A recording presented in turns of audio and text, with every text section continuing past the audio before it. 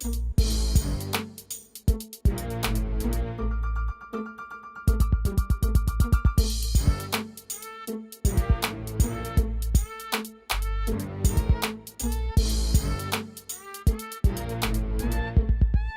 going on? DBrklyn beyond the Reverb.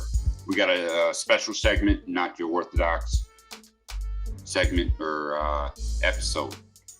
I got my man Anon with me. We'll get to the guests in a little bit.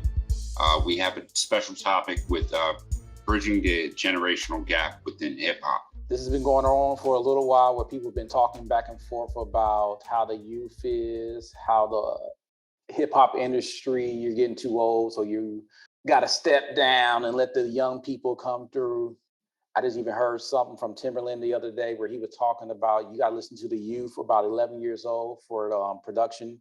And that way you can tune your ear in and allow for more creativity, new sounds to come in. So you're not just bottlenecking yourself into what you're used to. You got to be innovative in that aspect. So today we got a really special guest, somebody I've known for a little while, been around for a little bit.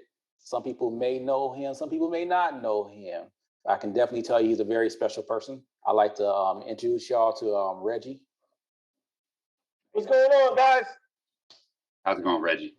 Hey, man, it's going great. First and foremost, man, I just want to say thank you. I'm a big fan.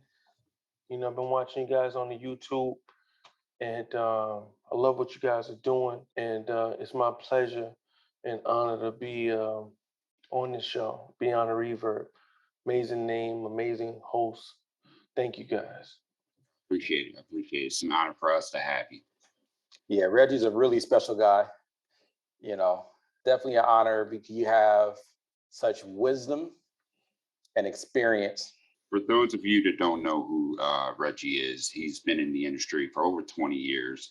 He's worked for Hot 97, Sirius XM, and now with Taste Radio, an internet radio station, doing great things in Hawaii, bringing the beach to the streets, so to speak. Still rhyming.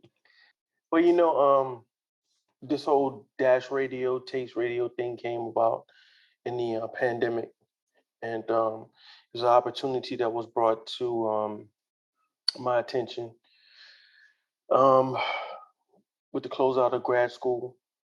You know, me, my partner Kelly Jackson, and dear advisor Glendon Brown, we all came together pre-pandemic for a collective called Culture and Entertainment. You know, because I actually wasn't thinking about radio per se, but just graduating over. And then the Dash situation came to my attention, and you know, those two other people actually believed in the concept that Leonard Brooks brought to my attention and the opportunity. And we've taken the opportunity from 0 to over 130 daily listeners on our platform Taste, which is on the Dash Radio app. And we've actually peaked at 200,000 listeners by God's grace. And now we're just looking to take it to another level. And Pacific Push, which is hosted by OG Money, is a cornerstone of what we're trying to do.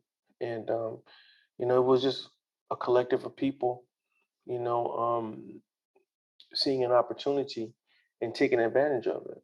And it's based in hip hop and R&B, because my tenure at Sirius was just confined to hip hop with a little channel called Hip Hop Nation, and another channel that I helped become. I was the architect of was Eminem Shade 45.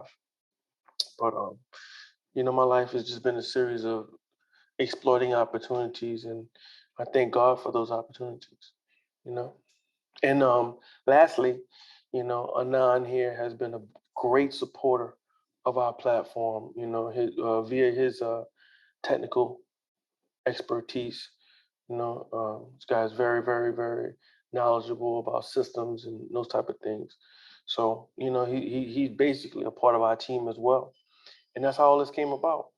That's how I got to know you guys. No, I feel you. I feel you.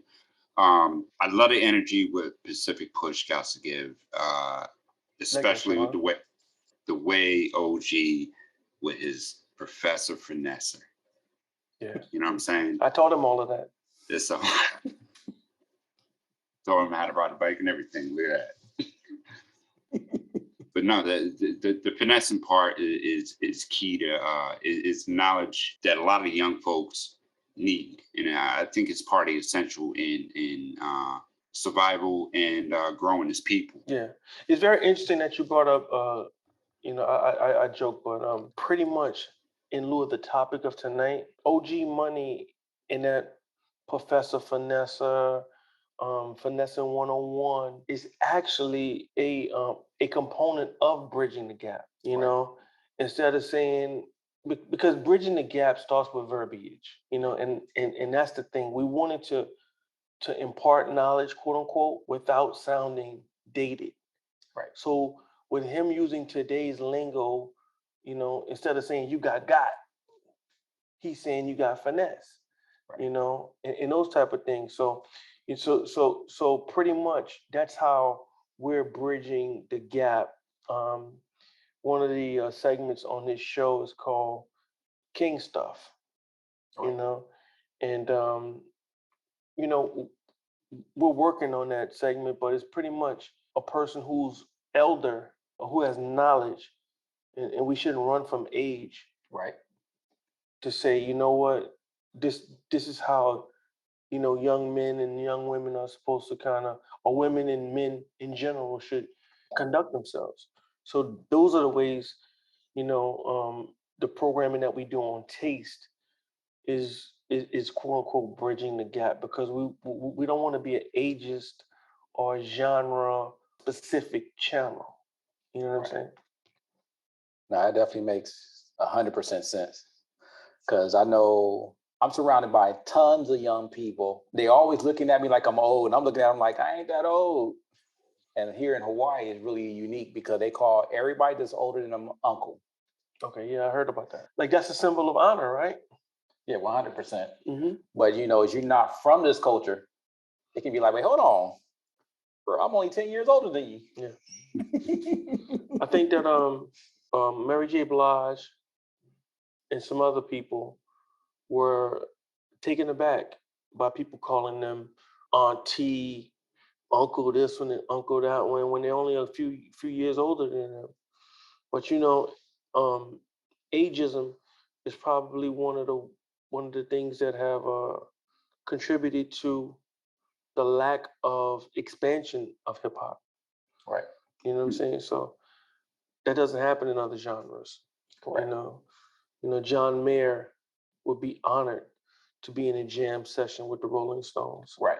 So why doesn't you know, let's say one of the New York rappers from Brooklyn, you know, be honored of having Big Daddy Kane on a record? You know, so we're an ageist genre, which breaks the bridge of bridging the gap. Yeah, I definitely agree with that.